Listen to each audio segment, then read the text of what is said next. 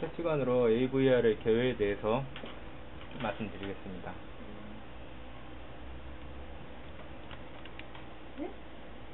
AVR의 특징은 AVR이라는 명칭 자체가 초기에 이 리스크칩을 개발한 사람들의 이름의 첫자를 따서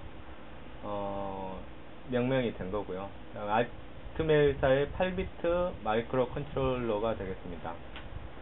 아트멜사의 플래시 메모리 기술과 그 장점을 살린 다양한 마이크로 컨트롤러를 출시를 하고 있는데 AVR은 그 중에 하나고요. 플래시 메모리와 EEPROM을 기본 사양으로 내장하여서 개발과 양상의 편리성을 추구를 했습니다. 그리고 이제 앞으로 강의 들어보시면 알겠지만은 주변 회로를 최소화할 수 있도록 칩 자체가 이제 설계에서 고려가 됐고요. 그리고 중요한 특징 중에 하나가 ISP 기능이 있다는 거. 이 시스템 프로그래밍의 약자고요. 간단하게 룸라이터 같은 외부 기기 없이 PC로 연결을 해서 간단하게 이제 칩을 프로그램을 할 수 있는, 그러니까 그 타겟 시스템에 꽂혀 있는 상태로 프로그래밍을 하고 디버깅을 할 수 있는 기능이 지원이 됩니다. 그래서 1997년에 출시된 이후에 단기간에 8051이나 PIC의 인기를 능가하게 되었습니다.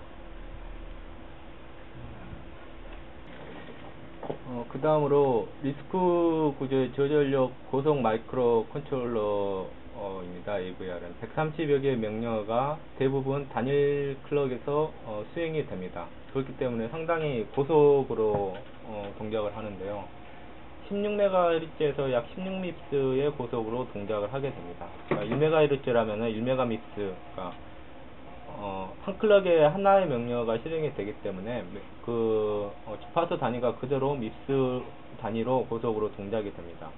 요즘에는 20MHz에서도 동작을 하는 AVR이 출시되고 있는데요. 20MHz라면은 약 20밉스의 고속으로 동작을 합니다. 그리고 32by 8비트의 범용 레지스터가 마련이 되어 있습니다. 범용 레지스터의 숫자가 32개로 많기 때문에 이것은 이제 이 칩을 설계하는 단계에서부터 C 프로그램에 어느 정도 최적화되도록 설계를 했다고 합니다. 그래서 레지스터가 많기 때문에 예를 들어서 C 프로그램에서 펑션의 파라미터라던가 출력 파라미터나 입력 파라미터 같은 거를 전부 다 레지스터로 처리를 할 수 있어서 마찬가지로 고속으로 수행을 하는데 적합한 구조로 되어 있습니다. 그 다음에 하버드 구조를 채택을 해서 내부의 프로그램 메모리와 데이터 메모리가 별도로 설계가 되어 있습니다. 그래서 각각의 메모리에 대해서 데이터나 어드레스 버스가 분리가 되어 있고요. 데이터를 접근하고 명령어를 읽는 동작이 이렇게 하버드 구조를 채택을 했기 때문에 데이터를 읽어오는 동작하고 동시에 명령어를 수행하는 동작이 수행이 됩니다. 결과적으로 이것도 동작 속도를 높이는 데 기여를 하게 되겠습니다. 다음으로 들 수 있는 AVR의 특징은 다양한 주변 장치를 내장을 하고 있다는 것입니다. 양방향 입출력 포트를 기본적으로 내장을 하고 있고요. 입출력 포트 같은 경우에는 모든 AVR이 기본적으로 물론 이제 개수의 차이는 있지만은 내장을 하고 있습니다. 그 다음에 8비트와 16비트 타이머 카운터를 내장을 하고 있고, 이러한 타이머 카운터를 이용을 해서 PWM 제너레이터도 타이머 카운터 안에 내장이 되어 있는 경우가 많습니다. PWM을 이용을 해서 모터를 제어를 한다든가 하는데 응용을 할 수가 있고요. 그 다음에 AD 변환기를 내장을 하고 있습니다.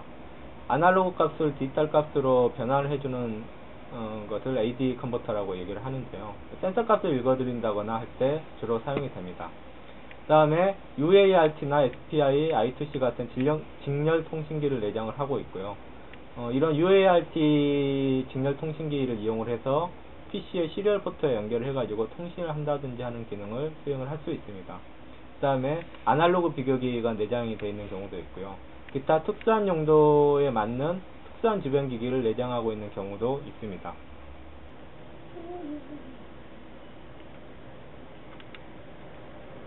그 다음에 AVR의 종류에 대해서 설명을 드리겠습니다. AVR의 종류는 지금은 이제 굉장히 많은데요. 기본적으로 이제 AVR 코어는 모든 어떤 종류의 AVR이든지 공유가 되어 있습니다. 이 말은 이제 AVR 코어는 코어의 구조는 전부 다 동일하다는 얘기입니다. 100% 동일하다는 거는 약간 좀 어폐가 있긴 한데, 기본적으로 32개의 레지스터 구조라든가, 그 다음에 제어 모듈이라든가, 그런 ALU 구조 같은 거는 동일합니다. 이제, 어셈블리의 명령어에 대해서는 약간씩 좀 차이가 있습니다. 그 다음에 타이니 모델, 이제 학생들이 주로 많이 사용하는 모델들이 타이니 모델이나 메가 계열의 모델들이 있고요. 그 다음에 특정한 용도에 맞는 다양한 그 제품군들이 포함이 되어 있습니다. 타이니 모델은 이제 뒤에 설명을 하겠지만은 계속 설명을 하겠습니다. AVR의 종류에 대해서 설명을 하겠습니다. AVR은 굉장히 여러 가지 종류가 있는데요. 여기 지금 TP에 나와 있는 대로 몇 가지만 이렇게 그림에 실어봤습니다. 이렇게 조그만 그 타이니 계열의 AVR 칩들도 있고요. 지금 90S 계열은 지금은 단종이 되어 있는데, 지금은 이제 타이니 계열로 대치가 되어 있죠. 그 다음에 메가 계열의 칩들은 이렇게 핀수도 많고 고성능의 성능을 갖는 메가 계열의 칩들도 있습니다. 네. 각각에 대해서 간단하게 설명을 드리겠습니다. AT 타이니 계열은, 그러니까 모델명 AT 타이니로 시작을 하고요. 기능이 낮고 간단하기 때문에 가격도 싼 그러한 CPU들입니다. 매우 간단한 소규모 계통에 응용을 할 수가 있고요. 내부에 1KB나 2KB의 아주 소량의 플래시 메모리를 내장을 하고 있습니다. 그 다음에 밑에 그림에서 보듯이 외형도 8핀에서 28핀 정도로 굉장히 작죠. 네, 지금 A타이니 4호나 여기 있는 일산 같은 경우에는 8핀짜리 마이크로 컨트롤러입니다. 8핀 가지고 뭘 할 수 있을까 싶겠지만은, 그러니까 포트 핀이 한 6개에서 7개 정도 되기 때문에 간단한 응용 계통에는 응용을 할 수가 있고요. 그 다음에 보통 이제 20핀 정도, 20핀에서 28핀 정도의 핀을 갖게 됩니다. 이 타이니 계열의 AVR들은 굉장히 그것도 종류가 많은데요. 그 중에서 이제 몇 개만 엑셀 파일에서 뽑아서 여기에 예시를 해놨습니다. 지금 보면은 디바이스 명이 전부 다 AT 타이니로 시작을 하고 있고, 그 다음에 AVR 칩들은 그 기본적인 디바이스 명 뒤에 오는 요 숫자, 여기 11이 있고 12, 13이 있죠. A 타이니 11, 그러니까 그 다음에 오는 숫자 1은 보통 보면은 플래시 메모리의 용량을 가지고 명명을 하는 그런 규칙을 가지고 있는 것 같습니다. 그래서 11이나 12, 13, 15 이런 칩들은 플래시 메모리가 1KB고, 뭐 2로 시작하는 2313, 24, 뭐 25, 26, 28 이런 것들은 플래시 메모리가 2KB죠. 그 다음에 4로 시작되는 것은 4KB고, 8로 시작되어 있는 것은 8KB입니다. EEPROM의 각각의 모델마다 EEPROM이라든가 SRAM의 용량은 전부 다 다르고요. 그 다음에 핀수 같은 것도 전부 다 틀리기 때문에 IO핀의 핀수도 틀리게 되겠죠. 그 다음에 동작하는 그 주파수, 클럭의 주파수를 보면은 4MHz부터 요즘 나오는 칩들은 20MHz까지 굉장히 고속으로 동작하는 것을 알 수가 있습니다. 그 다음에 뭐 타이머 카운터를 내장을 했다거나 PWM을 내장을 했다거나, 그리고 보면은 ISP 기능은 대부분의 AVR 디바이스가 지원을 하고 있다는 걸 알고 있습니다. 그 다음에 AD 컨버터라든가 웨이브 인터럽트 이런 기능들이 있는지를 입혀서 확인을 할 수가 있습니다. 그 다음으로 AT 메가 계열인데요. AT 메가 계열은 이제 기능도 높고 가격도 타이니 계열보다는 상대적으로 비쌉니다. 가격이 비싸다고 해서 뭐 몇만 원대 이런 정도는 아니고요. 요즘 나오는 가장 AT 메가 계열 중에서 가장 스펙이 높은 칩도 10,000원이 넘지 않는 그런 가격대입니다. 규모가 크고 성능이 높은 응용 분야에 활용을 할 수가 있습니다. 그러니까 예를 들어서 학생들이 많이 만드는 마이크로 로봇에 예를 들어서 축구 로봇이라든가 마이크로 마우스 같은 그런 로봇을 구현을 할 때 개인적으로 AT 메가 계열의 칩들이 적당하다고 생각합니다. 그다음에 내부에 128KB나 에서 256KB의 상당히 큰 플래시 메모리를 내장을 하고 있어서 어느 정도 대규모 어플리케이션을 프로그래밍을 할 수가 있고요. 그 다음에 외형도 이제 28핀에서 많게는 이제 100핀 정도로 상당히 많게 되겠습니다. AT메가, 여기 밑에 보면은 AT메가 계열은 이제 DIP 패키지가 있는 경우도 있고 없는 경우도 있습니다. AT메가 64나 128이나 256, 이제 최근에 나온 2560, 2561 이런 계열은 DIP 패키지가 없고 전부 다 이런 식으로 되어 있는, 그러니까 SMD 패키지로 되어 있고요. DIP 패키지는 AT메가 8계열 이나 16, 32, 요 정도가 DIP 패키지하고 SMD 패키지를 둘 다 상품으로 구할 수가 있습니다. 역시 마찬가지로 몇 개만 예시를 했는데요.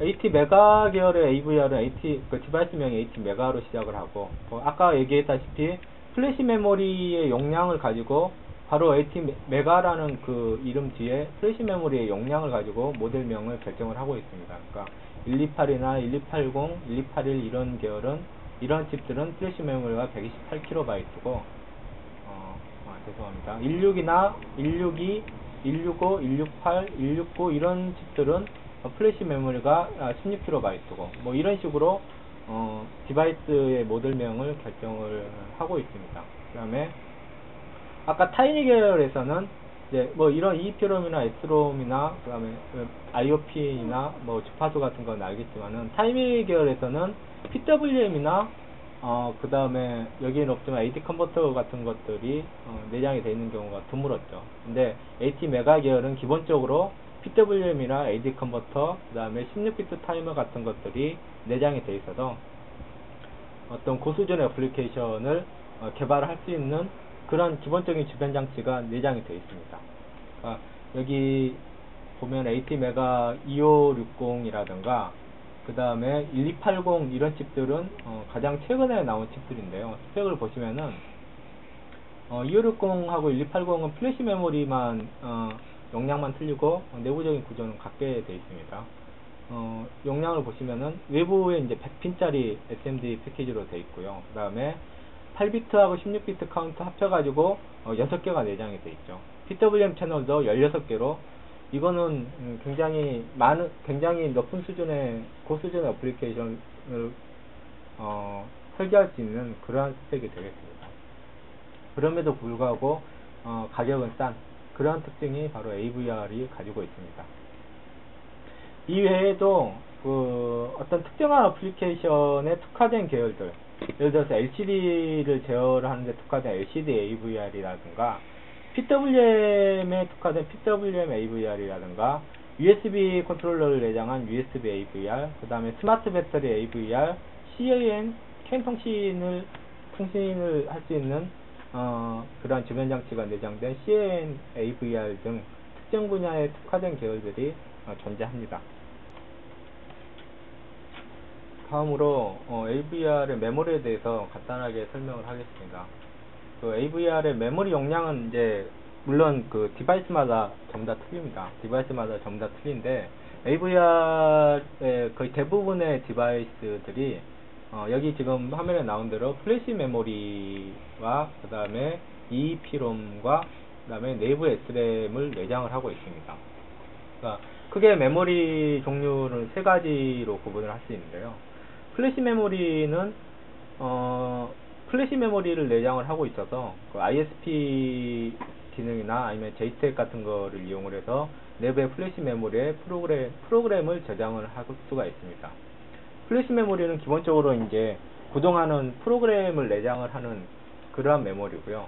약 10,000번 정도 읽고 쓰기가 가능하다고 합니다. 그러니까 그 매뉴얼에 의하면 10,000번 정도 읽고 쓰기가 가능하고, 명령 하나당 2바이트, 그러니까 1워드나 또는 4바이트를 차지를 합니다.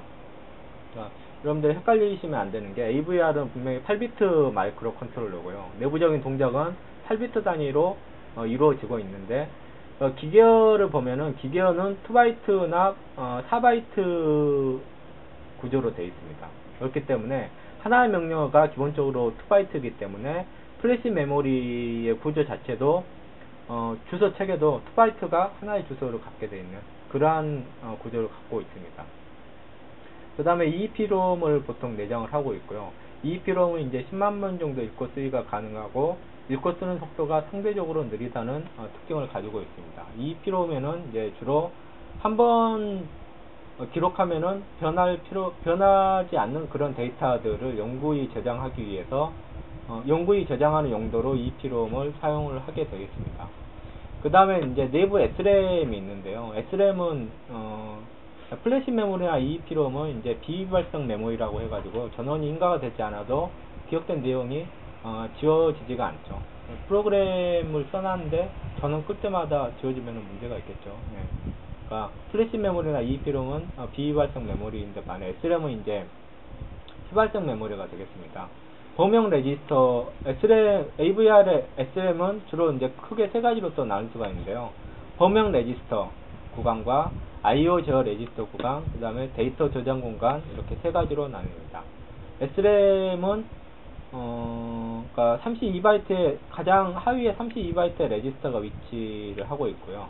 그 다음 상위에 이제 64바이트에서 64바이트 정도의 IO 제어 레지스터, 각종 주변 장치를 제어할 수 있는 IO 제어 레지스터와 그 다음에 이제 레지스터, 범용 레지스터, IO 제어 레지스터를 제외한 나머지 공간에 데이터 저장 공간으로 사용을 하고 있습니다. 그래서 내부 SRAM에는 동적인 데이터를 저장을 하게 됩니다.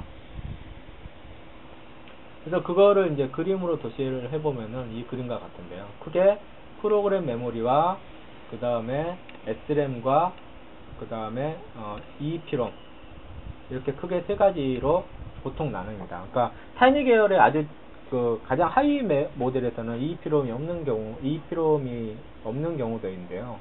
대부분의 AVR 메모리가 프로그램 메모리와 SRAM, EEPROM을 내장을 하고 있습니다. 프로그램 메모리는 아까도 얘기했다시피 2바이트 구조로 되어 있습니다. 이거는 AVR의 명령어 자체가 2바이트나 4바이트로 구성이 되어 있기 때문에 기본적으로는 2바이트로 구성이 되어 있기 때문에 2바이트가 하나의 주소를 갖게 됩니다. 16비트 구조라고 명시를 해놨죠.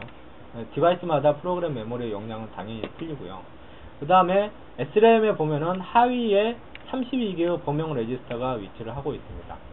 그 다음에 범용 레지스터의 바로 상위에 64바이트에서 480바이트 크기의 IO 제어 레지스터가 위치를 하고 있고요. 그 다음에 범용 레지스터와 IO 제어 레지스터를 제외한 나머지 공간을 이제 동적인 데이터를 저장하는 공간으로 사용을 하게 됩니다. 그 다음에 이제 프로그램 메모리와 SRAM과는 별도로 EEPROM이 내장이 되어 있는데요. 0kB, 그러니까 EEPROM이 없는 경우도 있지만은 보통 4KB 이내에 EEPROM이 내장이 되어 있습니다. 이거는 프로그램 메모리와 SRAM과는 별도로 한번 저장되면은 변경할 필요가 없거나 변경할 필요가 없는 그러한 데이터를 저장을 하는데 용이합니다. 근데 단 프로그램 메모리나 SRAM 메모리를 접근하는 속도보다 많이 느리다는 게, 읽고 쓰는 속도가 많이 느리다는 그런 특징을 가지고 있습니다.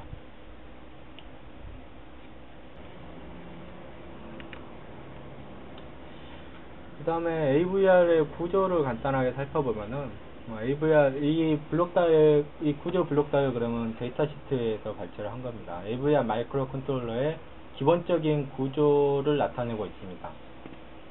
지금 보면은 AVR CPU 코어에 해당되는 것이 이 부분이고요. CPU 코어에 해당되는 것이 이 부분이고, 그 다음에 보면은 이쪽에 플래시 프로그램 메모리가 있죠. 그리고 데이터 SRAM이 있고 EEPROM이 있고, 그 다음에 이쪽에 해당되는 게 외부 기기들, 내장된 외부 기기들이 되겠습니다.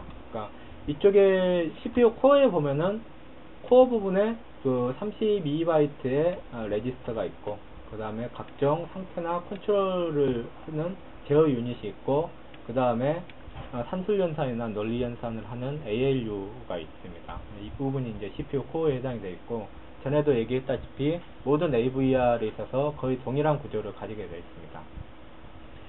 그래서 이제 블록 다이어그램을 보면 간단하게 설명을 드리면요.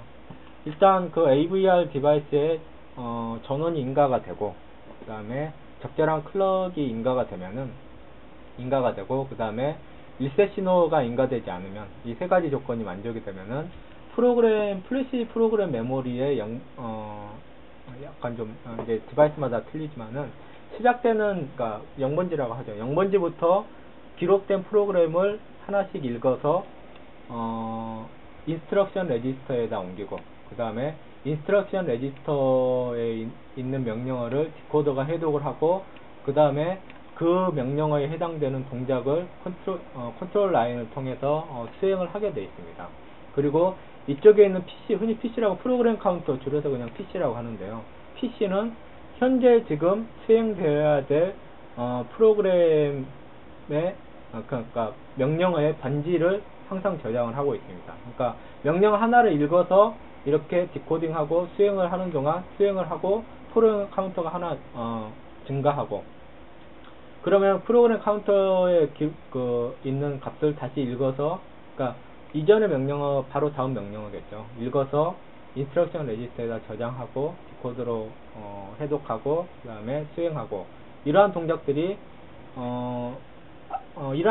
계속 연속적으로 일어나게 됩니다. 근데 이 하바드 구조를 언급할 때 얘기를 했지만은, 이렇게 읽어오고 해독하는 이 동작하고 그 명령어를 이전 명령어를 수행하는 동작하고 동시에 일어나기 때문에요. 동시에 일어나기 때문에 하나의 클럭 사이클에 하나의 명령어를 수행할 수 있는 고속 동작이 가능하게 된 겁니다.